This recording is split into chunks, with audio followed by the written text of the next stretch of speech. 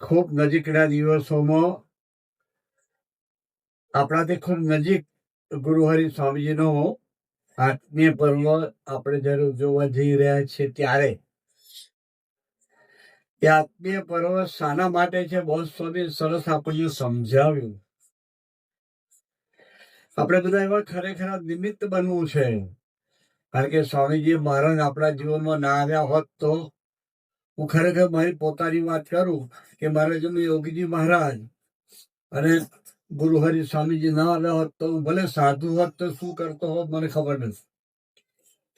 બહુ સાચું કહું છું. આ પુરુષનું ઋણ વાળી શકાય એવું છે જ નહીં. પણ આવા ઉત્સવ કરીએ, યુવકોને બધાને આમંત્રણ આપીએ, સમાજ આવે, એક માર્ગે ચડે એવી કંઈક હાહાગડફલ કરીએ આપણે, અને એના માટે કંઈક કરીએ એ કંઈક ઋણ અદા થઈ શકે. બાકી આપણે બધા નક્કી કરવાનું છે કે એનું ગમતું જ આપણે જીવવું છે. સાચું ઋણ તો અદા થાય. આવા હજારો ઉત્સવો કરીએ, પણ જો આપણી નજર કેવળ ભગવાન સ્વામિનારાયણ ગુરુહરિ સ્વામીજી તરફ ન હોય, બાહ્ય વૃત્તિથી જ જીવતા હોય, બાહ્ય દ્રષ્ટિથી જ જીવતા હોય તો ક્યારેય સંબંધ ના થાય. આપણે સત્સંગ કરવો છે, સંબંધ કરવા માટે સત્સંગ કરવો છે. સત્સંગની વ્યાખ્યા બધી ઘણી વાતો અત્યારે થઈ, પણ આપણે બધા આજે એવો ઠરાવ કરીએ. સ્વામીજીની જે વસ્તુ ખૂબ ગમતી, બહુ લાંબી વાત નથી કરું, ક્યારે તમે બધા બેઠા છે. ધન્યવાદ છે તમને બધા વચ્ચે, ખરેખર સાચું કહું છું. આટલી બધી લાંબી સભા, ધન્ય તમારા સંતોને આટલી લાંબી સભા ચલાવી, પણ બહુ ટૂંકાળમાં પતાવવું છે આપણે. જયેશભાઈની ભક્તિને ધન્યવાદ છે. મારા મિત્ર ભાવ છે એની સાથે. અમારે બે ફર્સ્ટ સાઇટ લવ જેવું છે. પહેલી વાર મળ્યા ત્યાં અમારે એવી દોસ્તી થઈ ગઈ છે. હું સારું લગાડવા નથી કેતો, હું સાચી વાત કરું છું. સુરવીર ભગત છે, એમના મિત્ર સાથે હરિધામ આવ્યા હતા અને અમારે મૈત્રી થઈ ગઈ. આપણે વાત ચાલે છે સ્વામીજીનું ઋણ અદા કરવું છે. આપણે કેવી રીતે થાય? આપણે દીકરા છીએ, બધા બેઠા છીએ, તો સ્વામીજીને ખૂબ ગમતું સવાર સાંજ 30 મિનિટ આપણને કેટલી બધી વખત આજ્ઞા કરી ભજન કરવાની. વિચારીએ આપણે, ખરેખર વિચારીએ. તો આજે ઠરાવ કરીએ કે આ મહોત્સવ આવે છે ને એમાં આપણે એવો ઠરાવથી જીવવું છે હવે કે સવાર સાંજ 30 મિનિટ ભજન કોઈ પણ ભોગે કરવું છે. તમને ખબર નથી ભજનનું પરિણામ શું આવે. પ્રહલાદનો વિચાર કરો. નારદજી જેવો સંતના વચને ભજન કર્યું, એની સર્વ પ્રકારે રક્ષા કરી. આપણે તો સ્વામીજીના વચને, કેવા પુરુષ જેનાથી ભગવાન સ્વામિનારાયણ અખંડ કામ કરી ગયા ધરતી પર. એ બોલે તો પ્રભુ બોલે. તમે એને પુષ્પ આપો તો તમે જે ઈષ્ટદેવને માનતો ઈષ્ટદેવને પહોંચી જાય એવા પુરુષ. બસ સ્વામી કહ્યું ને, સંકલ્પ કરે તો દેહના પ્રારબ્ધ જાય, ધનના જાય, મનના જાય, ને આત્માના પ્રારબ્ધ જતા રહે એવો પુરુષ. કોઈ લાંબી વાત નથી કરવી, તો 5-15 પ્રસંગો એવો છે કે તમને આનંદ થઈ જાય. કેવા પુરુષ સ્વામીજી હતા, એના વચને આપણે કરવાનું છે. હવે છે ને, મારો એક ભાઈબંધ દેખાભાઈ લલ્લુ જોગી મારો ભાઈબંધ થાય. ભારતનો મોટા મોટો દાણીચોર સ્મગલર લલ્લુ જોગી મારી સાથે મિત્ર ચાલ્યો. સુરતમાં મારી સત્સંગની સેવા. કેટલો બધો બાહોશ વ્યક્તિ કે સોનાની દાણચોરી કરી. અમે એક વખત પકડાઈ ગયા ભાઈ. વડોદરા આપણા સ્ટેશન ઉપરની પોલીસ ચોકી છે ને, ત્યાં બેસાડેલો. દત્તા સાહેબ તે વખતે પીઆઈ હતા, સીપી નહોતા.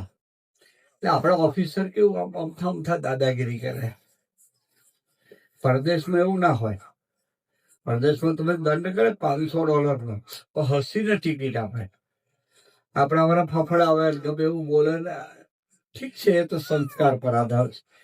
પણ એટલે સાહેબ એની પાસે કઈક આડાવડી બોલ્યા હશે એટલે આનું મશીન ફાટ્યું દત્તા સાહેબ પાસે. હો, કभी બનેલી વાત કહું. એટલે ઉભા થઈને ફેટ પકડીને 4 તમાચા મારી દીધો. તારે જેવા 4 કૂતરા ઘેર બધું થાય તે કલ્લે લે તારી હવે જ ઉભો થયો. આવો માણસ બહુ બાહોશ, બહુ બાહોશ. એ 61 ની વોર થઈ પોર્ટુગીઝ સાથે આપણી દીવ દમણ ને ગોવા માટે. એમાં એ પકડાઈ ગયા મિલિટરીમાં હતા. એને લઈ ગયા પાંડુચેરી જેલમાં. 30 ફૂટની દિવાલ પરથી કૂદકો મારીને પાછો આવ્યો માણસ. બિચારી કેવું 30 ફૂટની દિવાલથી કૂદકો મારો, એ હિંમત કેવી છે માણસની. એને અમારા બેને દોસ્તી થઈ ગઈ. એ પેલું આ સ્મગલિંગ કરે ને સુરતમાં એક જગ્યાએ પધરાવી ગયો હતો. એ એના કેરિયર હતા એટલે એને કમિશન મળે. પેલો સોનું પેલા આપે, પેલો ત્યાં પહોંચાડે, એનું કમિશન મળે. એને એક બીમારી થઈ ગઈ. અમારો પહેલો પરિચય ત્યાં થયો. એટલે એક બીમારી છે. મુંબઈના 5 ડોક્ટરો, આયુર્વેદના 2-4, બધી બહુ દવા કરી પડતી, ફેર ના પડ્યા. પેલા ભાઈ આપણા સત્સંગમાં હતા, એ પણ એને ધંધા છોડી દીધેલા, સત્સંગમાં આવેલા. એટલે એને ખબર કે પ્રેમ સ્વરૂપ ને આયુર્વેદ નું કઈક જ્ઞાન છે, સ્વામીજીના આજ્ઞા હતી એટલે કઈક એમણે શીખ્યા છે. એટલે એમણે લલ્લુભાઈ કહ્યું, ભાઈ આપ તમારા પ્રેમ સ્વામી છે ને એ આયુર્વેદ નું જાણે છે, તમારી દવા જો તમારી ઈચ્છા હોય અને કેમ કરો તો તમને સારું થાય એવો મને વિશ્વાસ છે. પેલા ભાઈ કે લલ્લુભાઈ કહે ચાલતું ભાઈ મારી વાત સાંભળ. પછી મને કે તમે રૂમમાં બેઠા, નાડી જોઈ, એની સાથે વાતો કરી, એના સંસ્કાર ઉદય થવાના છે. એટલે તે વખતે મારી પાસે એ દવા હતી હાજર. એટલે મેં 20-25 પડીકીઓ ઘણી વારી આપી. આ દવા સવારે 8 વાગે એક પડીકી મોળા દહીં સાથે લેવાની, અને બીજી સાંજે 5 વાગ્યા પહેલા એટલે 4 ને 5 ની વચ્ચે મોળા દહીં સાથે લેવાની. શરત એક જ કે મોડું દહીં, બીજું દહીં નહીં. અને એટલા દિવસો ખાલી ખીચડી મગની દાળની ખાવાની. એ અઘરું પડ્યું થોડું, પણ કે હું કરીશ. તો જો તમને ભાઈ ફેર પડે ને, તે વખતે મોબાઈલ નતા. તમારા ભાઈબંધને ધનસુખલાલને ફોન કરજો, એ મને ફોન કરશે, ફરી પાછી દવા તમને મોકલી આપીશ. મહારાજનું કરવું એનું પુણ્ય ઉદય થવાનું છે. એટલે એને 40% ફાયદો થઈ ગયો. બધા ડોક્ટરો, દુનિયાના ડોક્ટરો ફરેલો, પૈસા ખૂબ. એટલે એને પૈસાની તો ખોટ હતી નહીં. એટલે બધા ડોક્ટરોને મળીને એને થાકી ગયો હતો. પણ આ દવાથી ફાયદો થયો, ફોન આવ્યો, ફરી બીજી દવા મોકલી. ભગવાનને સ્વામીજીની કૃપાથી 100% એને મટી ગયું. દોસ્તી થઈ ગઈ. પછી એક દિવસ મને કે તું ગુરુને લઈને એમ કે તું આપણા ફાર્મ પર ના આવું? મેં કહું આવું ને ભાઈ. એટલે ઉદવાડા એમનું ફાર્મ દરિયા કિનારા પર, 16,000 આંબાના ઝાડ અને 18,000 નારિયેળીના ઝાડ. એ જબરજસ્ત ફાર્મ. અને એની માહોશી કેવી, એ ઉદવાડાનો દરિયો તોડીને એને ફાર્મ સુધી સ્ટીમ લોન્ચ આવે, ખાડી બનાવી દીધી. દરિયાનું પાણી ખેતરમાં લઈ ગયું એના ફાર્મમાં. ત્યાં સુધી કોઈ ઓફિસર પછી નામ ના લઈ શકે એનું. એ દુબઈથી સોનાનું સ્ટીમ લોન્ચ ભરીને આવે, એ સીધું ફાર્મમાં જાય. પછી સ્વામીજી પધારે ને ફાર્મ પર, બહુ સમજવા જેવી વાત કરું છું. અને આ કોઈ ઉપજાવી કાઢેલી વાત નથી, તમારી પાસે કોઈ અપેક્ષા નહીં. એટલે સ્વામી કેવા પુરુષ છે એનું કઈક ઋણ અદા કરવાનું છે આપણે, એટલા માટે વાત કરું છું. કઈ કિંચિત. અને હવે તો સેંકડો પ્રસંગો છે. પછી સાંજનો સમય હતો, સ્વામીજી કે મારે નાહવું છે, કે બાથરૂમમાં કે તૈયારી કરાવો. એટલે ના મારે નાહવું છે, હું બાથરૂમમાં નહીં રહું, હું આ બહાર ઓટા પર બેસી દઈશ. ખુલ્લામાં હાઉસ મોટું હતું એનું, ફાર્મ હાઉસ મોટો એક ઓટલો હતું, હું અહીં બેસી નાહીશ કે. લલ્લુભાઈ કહ્યું કે સ્વામીજી સ્નાન કરવા જાય છે અને હમણાં પછી આપણે ફરી પાછા બેસીએ એમની સાથે. એટલે સ્વામીજી તો બાથરૂમ જઈને ટોયલેટ જઈને આવ્યા. સંતો હાથ જોડાય નવડાવતા હતા. એક બાજુ હું ઊભો હતો, એક બાજુ લલ્લુભાઈ ઉભા હતા. સ્વામીજી સ્નાન કરતા હતા. એટલે મને ક્યાંક કોણ નાય છે? બીજું કેમ ભાઈ હરખું નહીં દેખાતું? આપણે બધું છોડી દીધું હવે તો. મને કઈ રમત ના કરીશ. કોણ નાય છે કે? એટલે ભાઈ આ તો મારા ગુરુ નાય છે કે ન હોય. બીજું તમને શું દેખાય છે? મને કહેજો આ ત્રિશૂળ છે, હાથમાં માથે જટા છે અને એ બેઠેલા દેખાય છે. ભગવાન શિવ દેખાય છે. બહુ સાચી વાત કહું. લલ્લુભાઈ જીવે છે પથારીમાંથી. તબિયત સારી નથી. મારા કરતા મોટી ઉંમર હતી એની. પણ આ બહુ હકીકત કહું છું તમને, બનેલી હકીકત કહું. પછી તે સ્વામીજી સત્સંગી થઈ ગયા, બધું છૂટી ગયું બધું જ. અને યોગી શતાબ્દીનો સમય હતો. સ્વામી કે લલ્લુભાઈ બોલાવો આપણે. એટલે મેં કહું ભાઈ આવવાનો સમય આમાં. મને કે મારું આ બધા કામ નહીં, કે તું કહું એ સેવા કરીશ. મેં કહું સેવા ભાઈ કરવાની છે, સમય આમ આવવાનો આપણી એ જ મોટી સેવા. પછી આવ્યા સ્વામી. મને કે તું એની જોડે બેસ છે. હવે મારી ડ્યુટી હતી તે વખતે પાર્કિંગ લોટમાં થોડો ઝઘડો થયો આગલા દિવસોમાં. આપણે ત્યાં બહુ મોટો સમય હતો ને, યોગી શતાબ્દીનો હતો. કેટલો મોટો સમય હતો. એટલે કંઈક માથાકૂટ થઈ. એટલે પછી એવું કંઈક હોય ત્યાં મારી સેવા ત્યાં હોય. સમય એની સેવા, બધી સેવામાંથી ત્યાં જઈને ઊભો રહું. એટલે હું ત્યાં ઊભો છું કે ત્યાં નહીં, આજે તું મારી સામે જ બેસજે કે લલ્લુભાઈ બેસાડજે ત્યાં આગળ, ત્યાં બેસશે તું.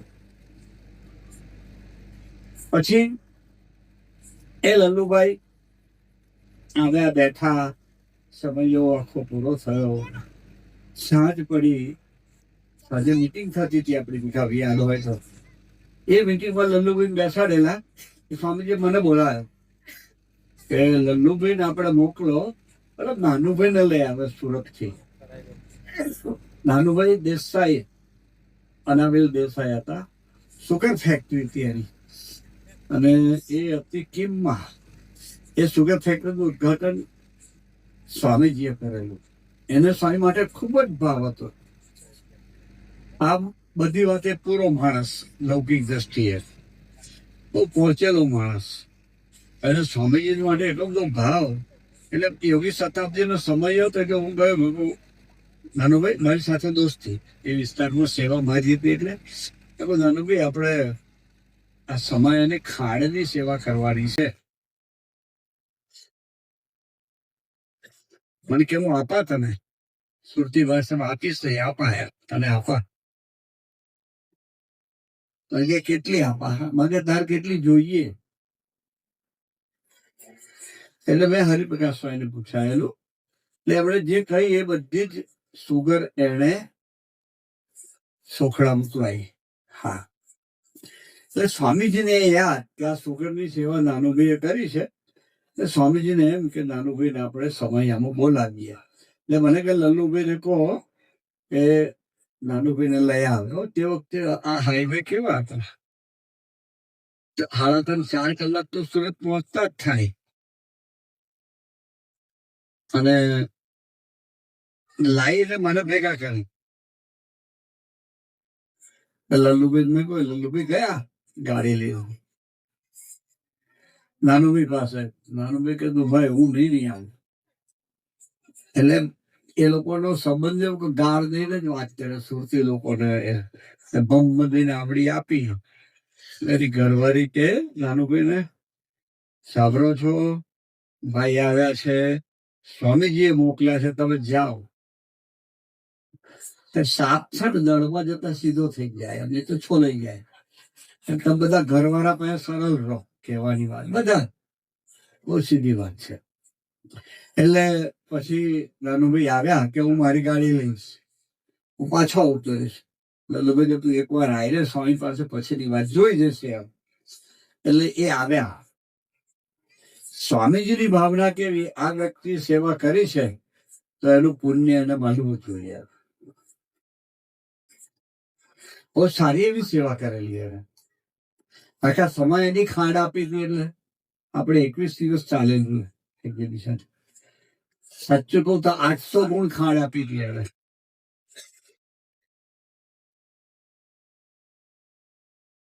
પછી આવ્યા, મીટિંગ આપણી પૂરી થતી, રાતનો 1:30-2 વાગ્યા હતા. સાંજના 5, 6, 7 વાગે સ્વામીજીએ કહ્યું ને ગયા. ને પછી સ્વામીજી આરામમાં જતા હતા, લલ્લુભાઈ આવ્યા. હું ત્યાં જતો, સ્વામીજી પાસે જતો. મીટિંગ પતી ગઈ, તમે બધા ગયા અને મને ગાને જમાડી દો, પછી એક્ઝિબિશન બતાવો.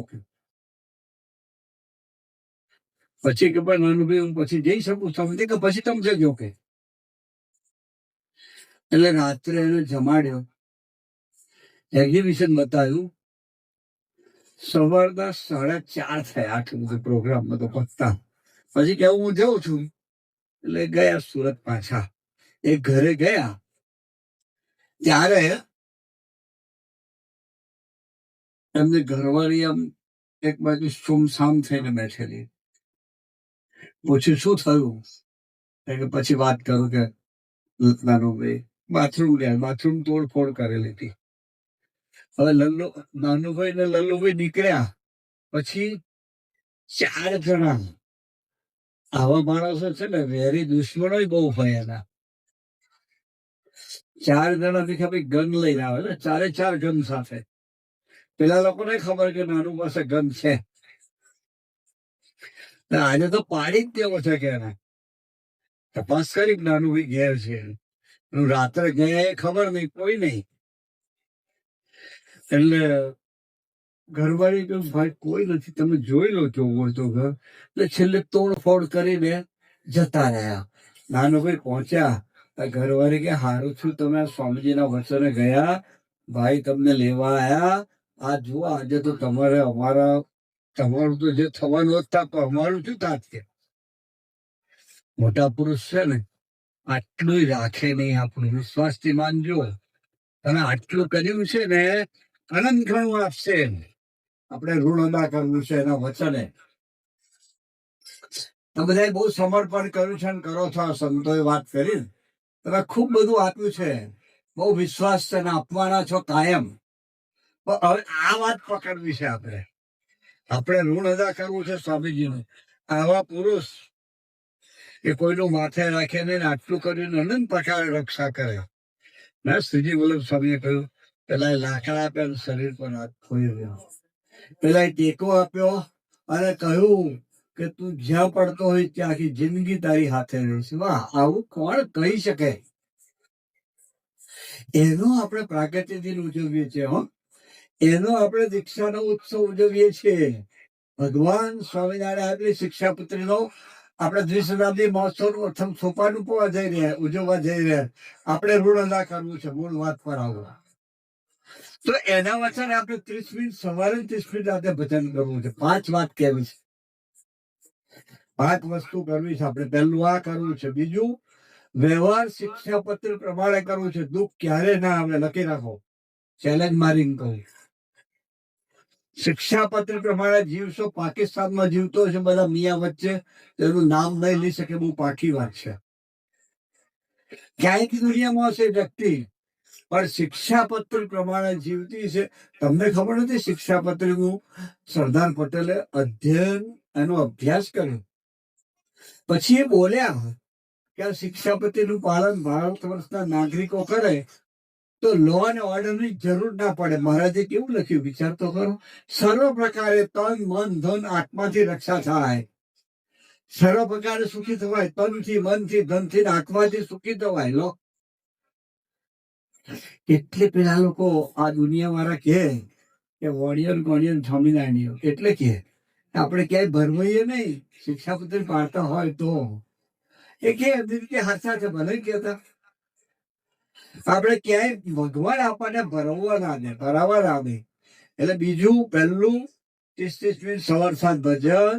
બીજું શિક્ષાપત્ર પ્રમાણેનો વ્યવહાર.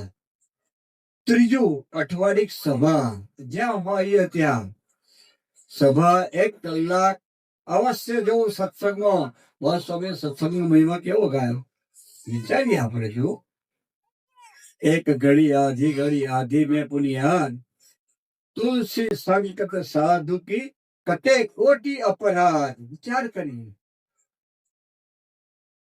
એક ઘડી એટલે કે 12 મિનિટ, એની અડધી ઘડી આધી में भी યાદ 6 ને એની અડધી 3 જ મિનિટ સત્સંગ કરીએ, વિચાર કરીએ આપણે, કટે કોટી અપરાધ।